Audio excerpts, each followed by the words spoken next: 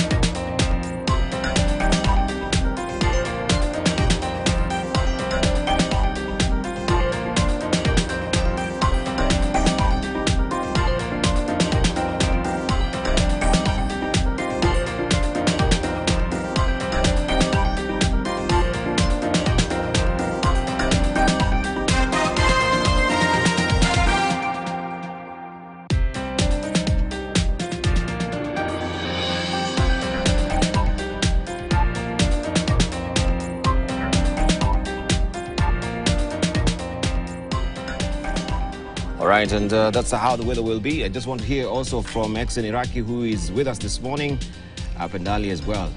We're looking and we're really stoked to have a very in-depth discussion regarding the economy. Good morning, good to see you. Good morning, how are you? Very well, thank you. Just wondering where all the butterflies are going.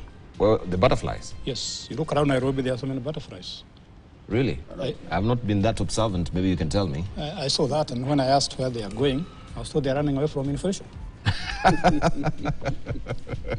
But anthropologists can tell us why there are so many butterflies. I am surprised. They're running away from inflation. I'm surprised you haven't noted that. I haven't noted that. And they're also white. And they're also white, yes. They're also white. Yes. White. It's a white army. Maybe where are they flying to? Maybe we need to use technology to do a census of butterflies and also snakes. And snakes as well. Yeah. What about snakes? Yeah, there seems to be a growing number of snakes in the areas that are close to the forests, Mombasa Road in particular. So I'm wondering whether, I've always wondered what value do snakes add. But in particular, I remember once Minister Balala was talking of a census of our animals. Are we applying technologies to have census of all these animals that are being mentioned around the table? But when I asked, I was told that butterflies mean there will be a long period of drought. That's what one elder told me. So that is a warning, actually. That's why I'm concerned.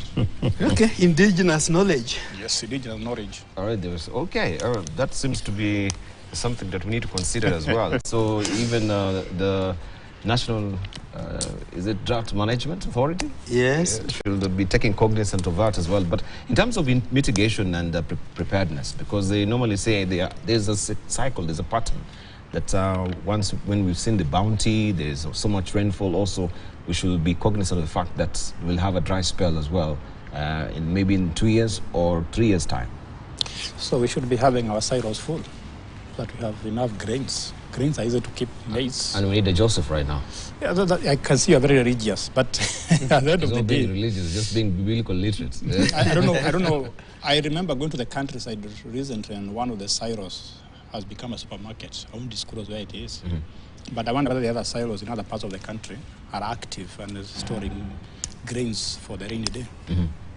All right. Gituro, you want to say something? Yeah, that's actually that supermarket in Nyahururu town. If you go to that there. But interesting, right now in the process of coming with a strategy for arid and semi-arid lands. And those are the things you mitigate in the sense that, if you look at the area we're talking about, there is what you'd call relief. You come in because something has happened. But what you're looking at, we know is a predictable. We know there will be drought. We know there will be rains. And it's not a question that we don't have what to do. It's a question of implementing it. Yeah, you go there, small dams, water ponds, we're all placed out. How do we get to the next level of implementing it? That's all. Let's just implement what we have. The BAL, I remember a government official telling us that, we only need like 20, 30 billion Kenya shillings to turn around 2/3 the ASAL, the arid and semi-arid parts of the country, to be productive. And that what you would get in turn over a 10-year period is at least 5 to 10 times what you would have put in. I think some of these experiments worth trying, and particularly if the researchers like the professors we have in their house would do some work in that regard, that what do we need to do to make the big breakthrough? Because I think the kind of bandage solutions that we seem to be applying now, in my view, aren't working, aren't going to work. We need radical shifts like Vision 2030 did. I think that's what's going to make a difference. But while on that, of course, talking of the weather, the Kenya Meteorological Department, my good friend Dr. David, I also know in terms of indigenous knowledge, in South Sudan, there are certain frogs. When you see them, they will always tell you it's going to rain, and for sure it rains, even when there had been no sign of rain before. So this indigenous knowledge that's dying, I think we need to capture and document it. All right, maybe you can tell us on Friday regarding the determination of also the housing levy. I can see Storm is still gathering over it. What does it really portend moving forward? What was your reading as well? I think this has been a controversial issue from day one, because Kenya Kwanza government, and I think Casimir talked about affordable housing. But as some people have argued, I don't think people in general are against housing. It is the way it is being done. For example, if you have a mortgage, if you are building a house as we talk, should you really pay housing levy? And the other big issue is some people are paying housing levy and others not. If you are Juakari, even a private business, and you're probably making more money than somebody who's employed, you're not paying housing levy. But the person who is employed and who has a pay slip is paying housing levy. So I think what people are asking for is equity, so that everybody shares the burden. But we also need probably to go a bit deeper, so that not only should we talk about affordable housing, but also affordable food, which I think is more urgent. Right. Interesting. And somebody asked, actually, we had a discussion with somebody asked the other day, when you go to the rural area, do you actually feel people saying, come and build a house for me? It's never in our agenda. You do it. And in this particular case, I think what the courts are really saying, we are not against whatever you want, but it should be anchored in something we understand as law. And I think that's, to me, that's what the court is saying at the end of the day. Now, as XN is bringing up here, and I'll perhaps give you an example of myself. I'm salaried as yes. Yes. And they're deducting me house levy. Do I really need a house? At my age, if I don't have my own house, what the hell would I be doing all these years? It's good, but targeted those who need. I don't need one myself. And I think there's something. It was interesting last week. No, we'll go ahead. We need to be careful in terms of where far we can go. Because, as somebody mentioned, I think in this forum, if there's one institution among the three institutions, the legislature, the judiciary, and the executive, I would say the most qualified is actually the judiciary. It's the most qualified. What is the current parent, 13th or the 12th? I think 13th. 13th. It's perhaps the most difficult, and I don't want to use that word shame uses. Imagine, eh? Yeah. So in terms of their wisdom, in terms of following the law, and that's what is important right now. You see that the judges, the judiciary, going by the book, going by the law.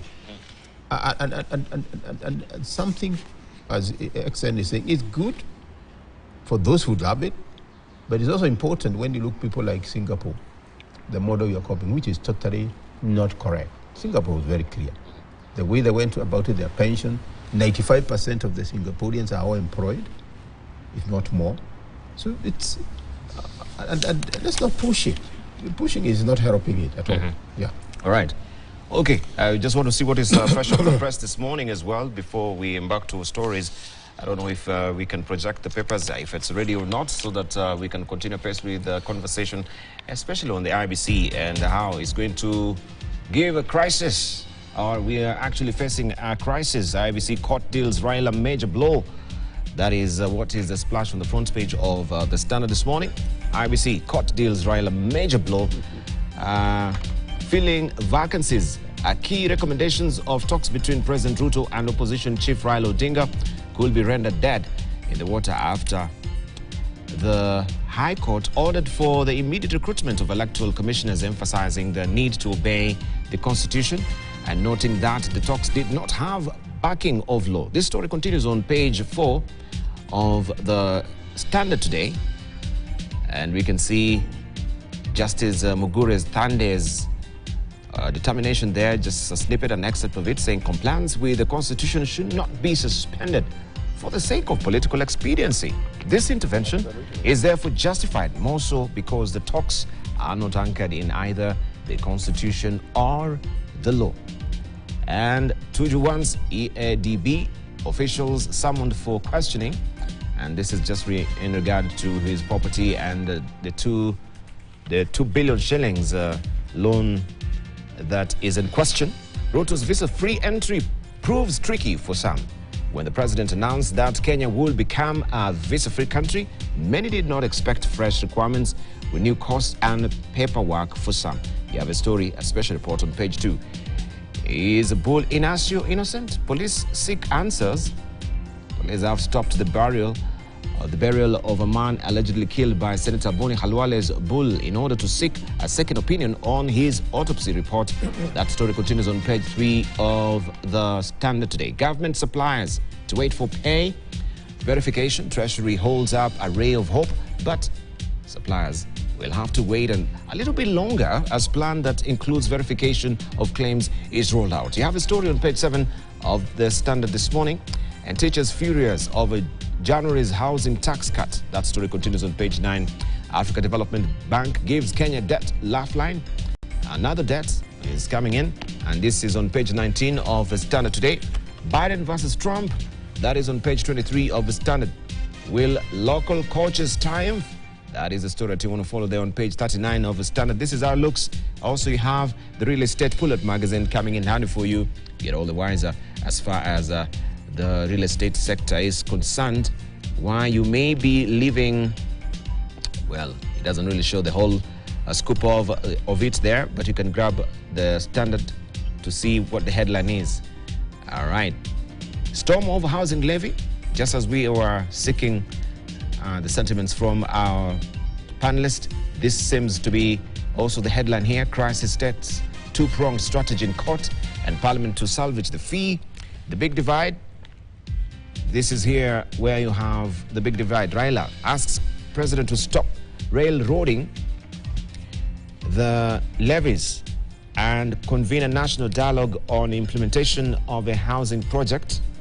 Well, the railroading there seems to be in question as far as the spelling is concerned. You can read all about it also inside the Standard. Corporate Secretary General Akelo Misori demands teachers are refunded illegally deducted levy and warns teacher service boss of contempt of court suit. National Assembly Speaker Moses Wetangula is moved to the courts. He's filed a notice to appeal at the Supreme Court. The verdict declaring taxes unconstitutional. And Mbeere North MP Geoffrey Ruku warns contractors who abandon project sites will be deemed opposition sympathizers and blacklisted from state jobs. All right. What do you think about that? Because already we can see the contractors on site, they've downed their tools, are waiting to get clarity as far as this is concerned. And now we have a member of parliament here from Mbeere saying, you know, you will be deemed to be opposition sympathizers. It's taking a political angle. It's an Iraqi. I think one of the big questions we have been asking in this forum is that we don't put a lot of emphasis on local debt. Yeah. So there's a lot of excitement when we talk about repaying the Eurobond, repaying money owed to China. But a lot of money is owed to local contractors and suppliers. So when you threaten them when they demand their right, it is not fair. In fact, the local debt, if it was paid, would probably have a bigger economic impact than even foreign debt. So I think it is a government obligation, it's everybody's obligation that if you owe somebody debt, pay the debt. And remember, when you pay the suppliers and other contractors their money, they don't put it in the pocket. They pay their workers, they pay their suppliers. And that has a multiplier effect on the economy. So let's not threaten people, let's verify the debts, and then we pay people, and that will spur the economy. Right. Kichuru, you wanted to say something?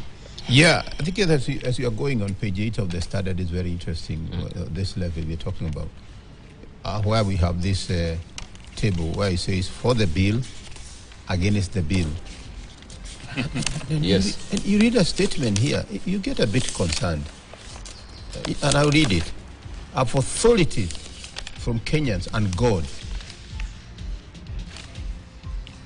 I will continue with the housing program.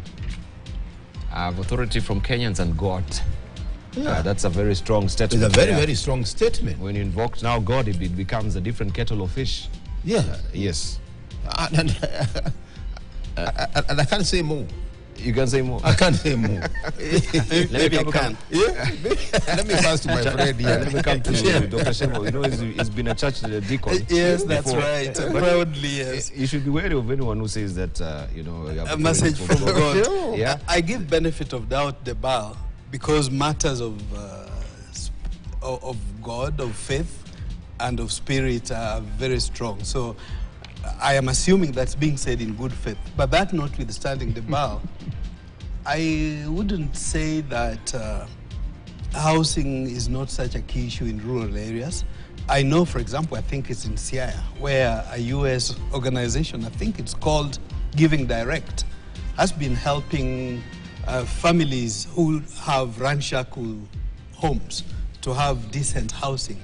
And I also remember what President Gaddafi did in Libya. I think in Libya it's mandatory. Yes. Each person has got a 2-story house. I mean, every citizen or every family is meant to have. So it's not that housing is not essential. I think what a number of Kenyans I listen to saying, and probably also on the panel, is that let's do this in a manner that it's not painful, and that it's not like you Robin Hood, where you rob someone to help another. Indeed. So let anybody who is contributing be a beneficiary of what they are contributing, and let it be optional. But above all else, let it all be done in a manner that's compliant to what the Constitution and the laws say. Indeed. Let's go through the big divide so that we can also just see what our other authorities are saying. President William Ruto, I have authority from Kenyans, and God will continue with the housing, and God, I will continue with the housing program. Deputy President Rigathi Gachagua, the program will dignify the people of Kenya. It's the desire of every Kenyan to own a home. Majority Leader Kimani Ichung'wah, the judiciary is requesting additional funds. If it comes to Parliament, we may consider cutting some. Molo MP Kimani Kuria, the levy is not just a contribution by those who are salaried, but also the non-employed. And for the against, let me just cross over there. ISPAC, let me just go through it so that we can comment. ISPAC levies shouldn't be imposed on personal income. Parliament should set aside funds for it. Tax lawyer should say. Proper public participation need to be put in place so that people know the benefit from it. We have Brokers Association introducing housing levy, not the last solution to housing problems. Kenya County Government Workers Union. We are talking about workers whose salaries have not been revised since 2012. And the Kenya Green Building Society, the 1.5% should be voluntary. That is just sentiments that is dividing a wage on this particular big issue. That is the big ticket issue that we are discussing. And we've been discussing since the finance bill, which is an act right now. Professor, you wanted to say something? Yes, I wanted to say something. Yesterday, we asked a lady the usual Kenyan way to start a meeting with a word of prayer. And one of the statements was, we thank God for the pay slips we are getting every month, even is malnourished. It's a malnourished pay. Yes, and that gets me going in the sense that look at what Ichung'wah is saying. He's saying that judiciary will bring it to Parliament, they'll cut whatever they're asking for. This gentleman, I don't know what you're referring to, the one from Beere. Ruku. Yes. Or Ruku. Yeah, Ruku. He's saying that you be blacklisted for state jobs. You know, to me, this is almost the level of, I don't know what Shem would call it, anarchy? I don't know what he said, because what he's saying, and XN is your spot on XN. If you don't pay me, it's a chain. Yeah. It's a chain. I went to industrial area, I borrowed those on credit, and everybody benefits from that supply chain. This thing, and perhaps Kipto and the team have to move. They have been telling people like that. Their bills, we're talking almost 5 years, 10 years. One of the things I was sharing with my colleagues, I can't do work, I'd rather go starving than do a work for a county government. You never get paid. And that's sad. It's interesting. You actually really killing the family. You are killing people who are benefiting from here. I think it's a priority. Probably, as he talks about, there's more about the Eurobonds and the others, but there's more, perhaps, from what we borrow domestically. Right, exactly right. I think when you discuss this issue of housing levy, we are losing sight of a bigger picture. Because even before we talk of the housing levy, the question we should be asking is, should we let the market work, or should we let the government control the market?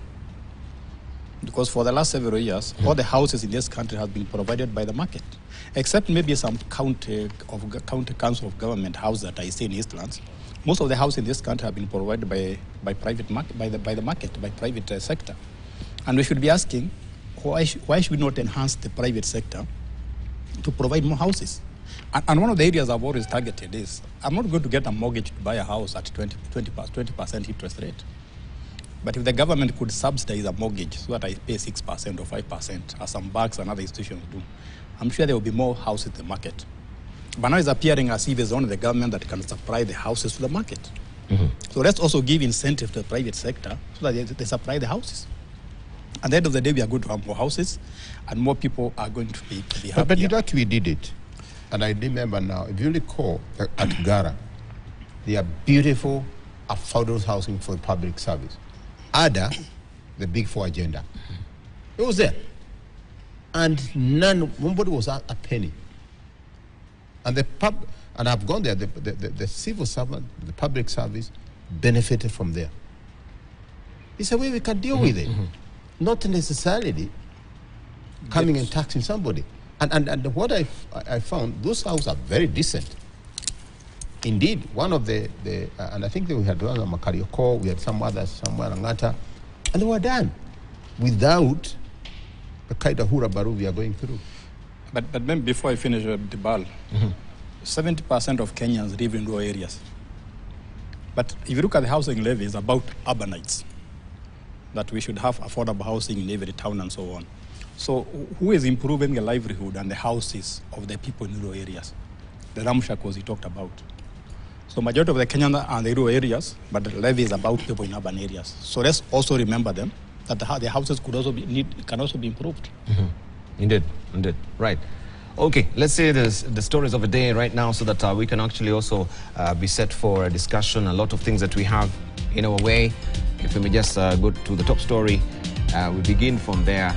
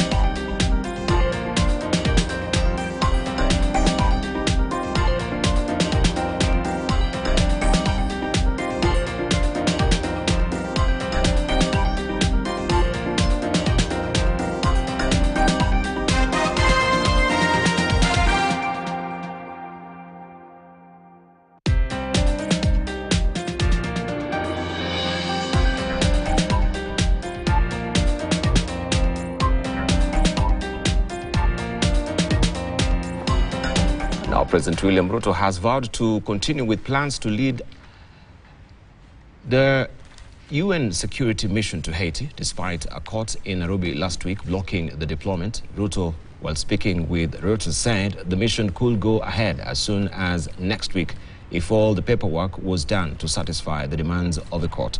The mission was thrown into doubt after the Kenya court ruled that it will be unconstitutional to deploy officers abroad unless there was a reciprocal arrangement in place with the host government. The court said the mission was illegal. We already have a bilateral relations with Haiti. All that needs to be done now is for Haiti to make a request to Kenya, and the mission will go ahead. So that mission can go ahead as soon as next week if all the paperwork is done between Kenya and Haiti on the bilateral route that has been suggested by the court. Verification Committee says it will pay the first batch of the pending bills in March this year after conducting a thorough audit of the over 567 billion shillings bills as of June 2023. The committee, led by the former Auditor General, Dr. Edward Oko, has so far received 15,000, that is 1,537 pending bills, claims amounting to 145.5 billion shillings that are currently being audited. The President had in November inaugurated the team, which will vet the pending bills that have continued to balloon for years now. The Auditor General report estimates the pending bills to be 800 billion shillings currently. The contractors may, however, now sit pretty, as only 10% of the audited pending bills were paid out during retired President Mwai Kibaki's time. As you are aware, His Excellency the President, in his inauguration, committed to ensure expeditious resolution of pending bills menace in government. This menace, running over the last 2 decades, has resulted in lost opportunities for the people of Kenya, the businesses of Kenya, and the entire economy of the Republic. As actually the Republic has missed a huge multiplier effect that would have been created had the government met its obligations on the businesses through timely payments. So, ladies and gentlemen, it is a particular concern that the accumulated pending bills have led to reduction of profitability of enterprises by negatively impacting on the value of payments due to them following time value of money, loss of money over time. They have faced problems of liquidity, and also this has made most of the farms to be bankrupt and family assets auctioned. This has increased in the cost of capital due to higher risk premium by the agencies or the banks or those who are lending. And the whole pending bills problem has also led to withholding of cash in the economy. And this has disrupted especially MSMEs, micro small enterprises. And so, ladies and gentlemen, in order to address this, we decided that we need to settle these pending bills. Agriculture Cabinet Secretary Mithuka Linturi has announced the government's ambitious plan to distribute 1.8 billion pyrethrum seedlings to farmers across the country. Speaking during the Pyrethrum Farmers' Day organized by Ketengra in Kapkelion East Constituency, Kericho County, Linturi outlined the aim of reclaiming 70% of the global pyrethrum market. During the event, Crop Development Principal Secretary Paul Rono addressed the pressing issue of counterfeit seeds plaguing the industry. Rono emphasized the government's commitment to combat the sale of substandard seeds by unscrupulous businessmen. Present during the event was Area MP Joseph Cherorot.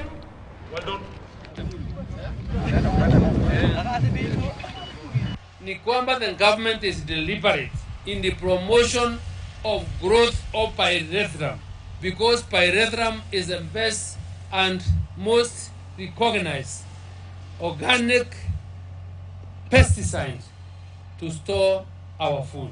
Bei ya wananchi ipate kuwekwa juu kidogo ili hawapate kuwa na nguvu ya kulima. Nitaungana nawe bwana CS na serikali kusaidia wananchi. We'll buy them the seedlings na seeds ili wapate kupanda na wapate kujimudu kimaisha. For the last 1 month, we have arrested close to 30 individuals who were selling fake seeds. Wengine walikimbia mpaka Tanzania, tukafuata hawa tukaweka ndani. Wengine walienda mpaka Congo Forest, tukafukuza hawa tukaweka ndani. Na tunaendelea hivyo ili tuhakikishe kwamba mkulima apate haki yake. Kwa sababu mkulima akona pesa kidogo, amecharibu maisha yake, hiyo pesa kidogo anaenda kununua seed, anapata seeds ni fake, kwa sababu kuna mkora moja mbili hapo awameharibu maneno ya mkulima. Now the hostile takeover of Nakuru War Memorial Hospital by the county government of Nakuru has left its private management accounting losses running into millions of shillings daily. Its patients who require specialized services at pains and struggling in search of medical attention at alternative hospitals, and suppliers being forced to wait a little longer to get paid. This comes as the case on its ownership is expected to come up for a mention for the 4th time this month. Ken Kechuhi has more. For nearly 2 weeks, Nakuru War Memorial Hospital has remained closed after the county government of Nakuru made a hostile takeover. However, it is the patients who receive treatment at this facility who are bearing the brunt of the standoff as they seek similar services in overcrowded and distant facilities. Hata kuorganize vile baada ya kufunga hapo pale tunaweza enda hata tupate huduma za dialysis. Walituachilia tu hivyo. Inabidi sisi vile mimi bado mgonjwa, mimi ndo nashughulika naenda kutafuta wapi naweza pata huduma za dialysis. Usually with the 10 machines, we are able comfortably to have 2 sessions in a day very comfortably, because per session it takes 4 hours. So if we have a session of 10 patients, then the other session has 10 patients. Closure of the facility has posed more challenges to the patients who pay for their services through insurance covers that are specific on hospitals where one should be served. Ukisign contract na NHIF ati unapata huduma katika facility fulani, that contract ikikuwa cancelled kama mwezi ijaisha, you have to get a letter in authorize NHIF itoke pale ikuje uende kwa facility nyingine unaenda. Lakini could not atunge access hata pale. Some are under cover or insurance cover that is only available in War Memorial. These patients are really suffering. The hospital has been under private management, and its closure has left the private company counting losses with every ticking of the clock. We have theater, we have outpatient, we have inpatient, we have maternity, we have a laboratory, we have a pharmacy, and we have the X-ray. We have a morgue.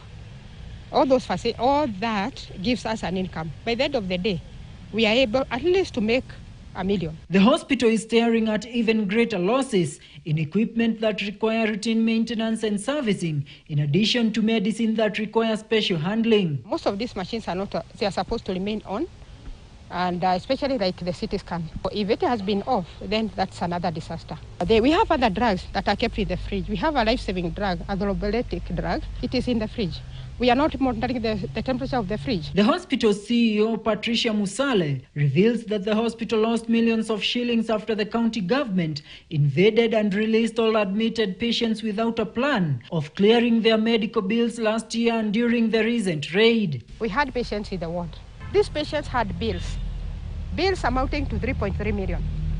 And according to the patients, they were told the bill was waived, and they left the hospital. Actually, when we tried to call the patients, they were like the county said they are going to settle our bills. The hospital directly employs over 500 people whose jobs are now on the line. Suppliers and service providers also losing their source of livelihoods. We have licensed doctors who have also dedicated themselves to the hospital.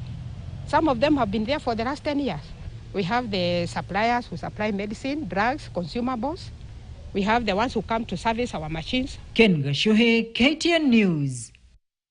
All right, I just want to pick on the 2 stories that we've run so far, especially what is happening. I don't know if any of the 2 of you are from Nakuru.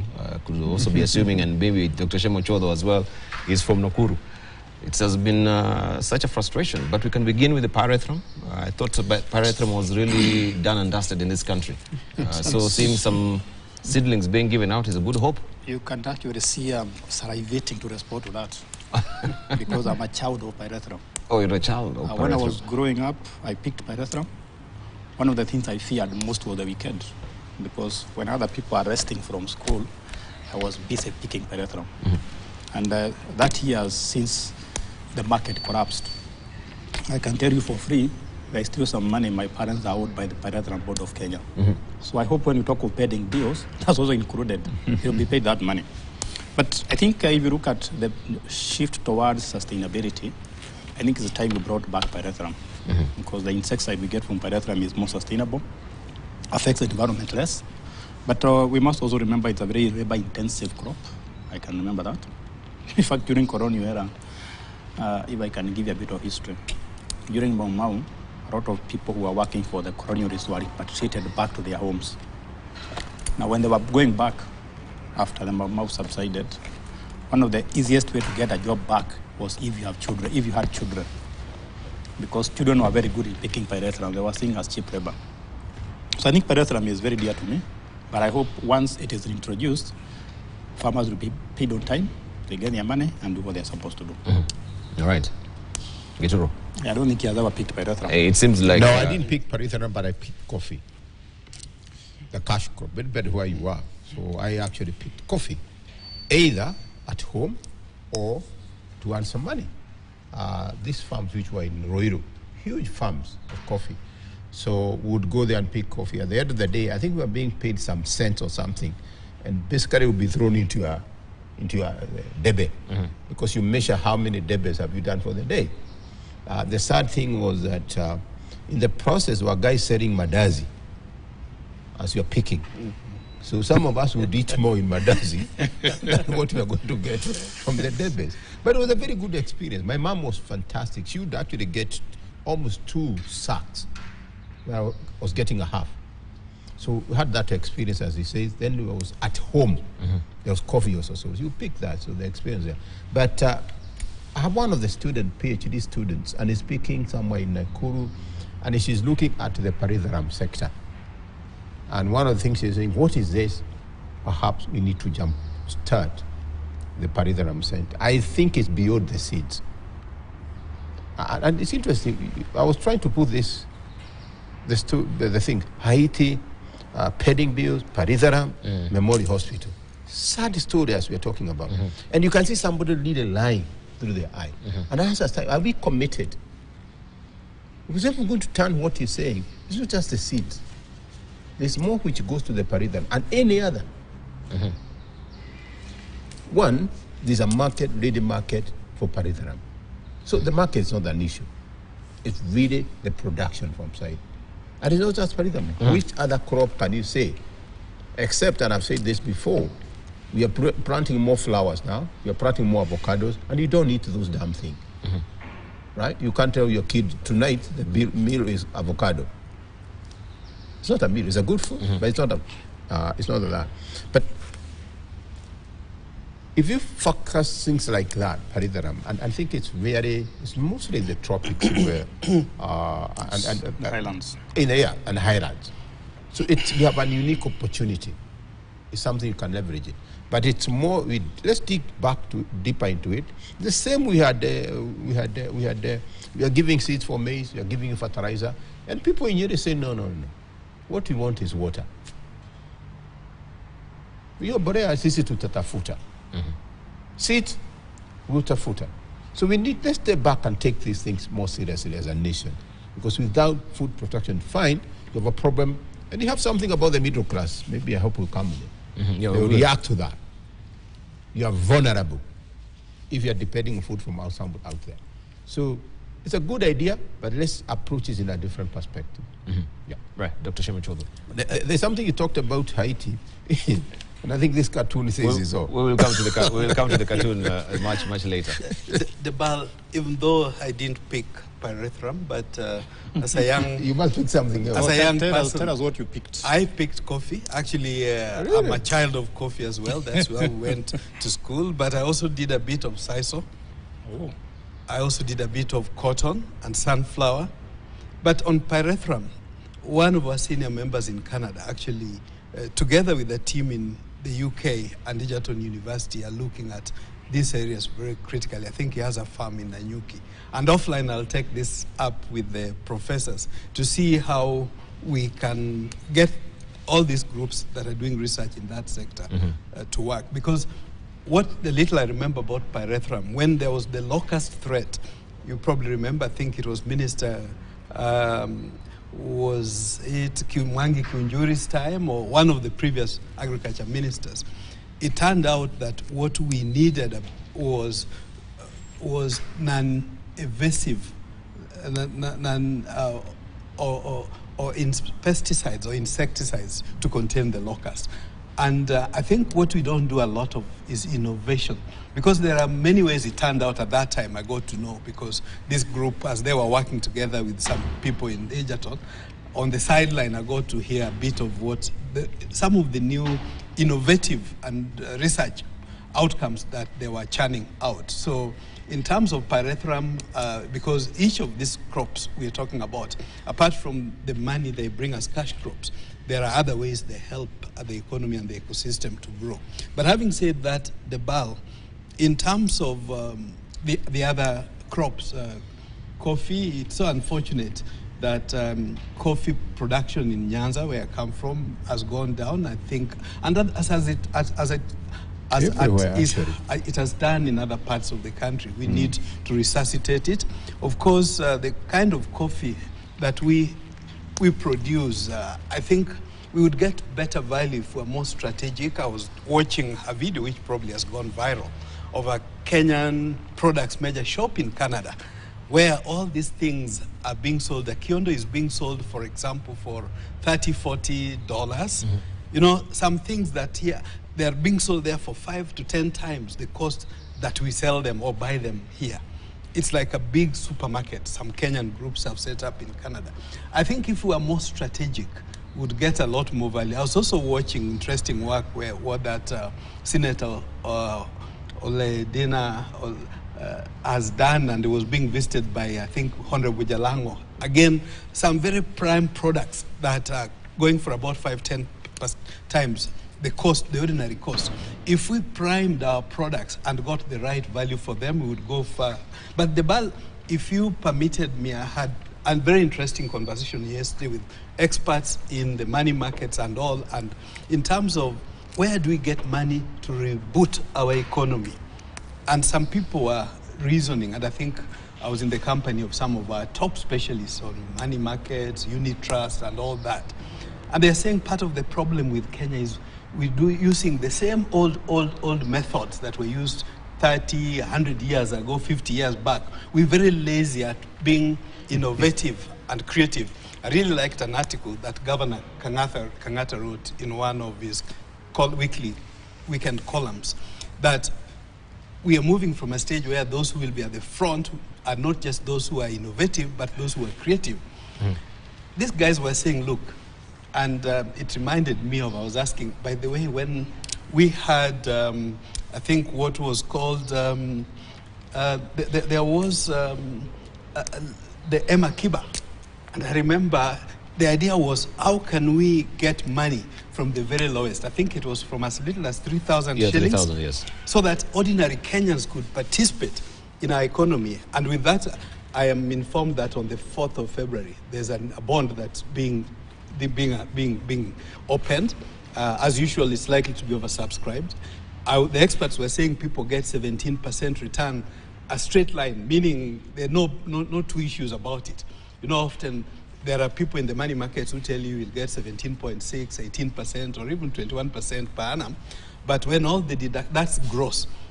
The net usually ends up being 13 or 14%, which I must say is still very good. And I want to encourage diasporas to be on the lookout when that's announced, so that they also take advantage of owning a cake, a part of the cake of our economy. But the BAL, what I concluded in that conversation, and there are products we're exploring with the Nairobi, in collaboration with the Nairobi Securities Exchange, is that we just need to be a little more creative. There's no reason why we should be relying so heavily on foreign debt, while if we had, of course, domestic debt is a problem. But you know the problem we have had over the past 1 year, the foreign debts have become almost 30% more costly because they were hard currency dominated. So I think let's think more. I think our people at the National Treasury, and I would want to believe they're trying, at the Central Bank, the capital markets authorities, they're trying, but we probably need to do more. And the experts in the house and outside the house, the economists, let's utilize their brains and do more research and be more creative. Right. Can I react to that? Sure. And then we'll take a short break in a minute. I'll be very brief. I take your challenge about innovation. I agree with you that one of the reasons why we don't move forward is because we do things all the way we have done. Right. One Nobel Prize winner, Robert Sorow, died last month. And he is renowned for his work in economic growth. Right. And he showed that more than 50% of the growth of an economy can be explained by adoption of technology, Right. and innovation. Sure. So it has been recognized long time that we need innovation, we need technology, Right. which are driven by creativity. But I think the problem is that we don't always embrace innovation. I want to give you a good example. The problem of being tied to traditions. 2 years ago during COVID, along Thika Road, I planted some grapes. And someone told me grapes can grow in Kenya. Right. I thought grapes grow in Western Australia, in South Africa, or in France. And believe it or not, last year, I harvested some grapes. Good. So very soon you'll be hearing of XN Pinotage, XN Nice. Chardonnay, and Marot. Good. But we can also be creative in another way, Right. which is the low-lying fruit. Sure. Gabbering. Every Kenyan is gabbering somewhere. Right. And the other day there was a report, I don't know, 600, something like 80 billion is gabbled in 6 months. Right. So in Vision 2030, and will tell you, there was something about lottery. But you have never actualized it. Right. So we can, if we use lottery, for example, because Kenyans like that, we can use bad things to make quite good things. The same way we tax cigarettes, beer, and so on. That's So right. through lottery, we could raise a lot of money that could finance a lot of our projects. Simple, straightforward, and But finally, you have to distinguish Rotary and Gaburi. They're two different they are aspects of it. They are the same. And finally, I'm concerned when you say that coffee is not doing as expected. Because from my research, coffee is the second most traded commodity in the world after oil. So that is clearly a low-lying fruit. Right. And we should do all that we can to make sure that coffee retains its leadership in this country. But with the recent reforms, we've seen how many farms have been adversely affected. The recent one is the German We farm. meant this country. Yeah, Coffee this is not country. doing well. Actually- Outside there is doing very well. Yes. Actually, Market. for coffee, if I can just say one sentence, I think most of what we need to do is value addition. We sell our coffee raw, so then we don't get. But the Shem, value. what was the thrust of the economic pillar? Yeah, there you Value go. addition. Value Adding addition. to a correct. service and products. Thank you. So what are we reinventing? But Just implement. But the coffee Absolutely. farms where you are picking coffee are now mashamba ya watu. Yes, you're right. They are But being even chopped into more, pieces. now they have taken Tatu City too. We are now talking of people planting avocados, whatever. And there's certain order. There's a sudden flash of interest with the avocado as well. Sorry? I'm saying there's a sudden flash of interest with Just avocados, like the quails, whatever. It's a quail moment again The that sheep Kenya is going through, yeah. But it's a very good fruit. It's perhaps even passing the apple now as we talk.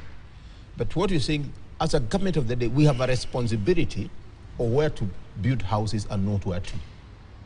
You cannot go where there's food production. Because that's disaster.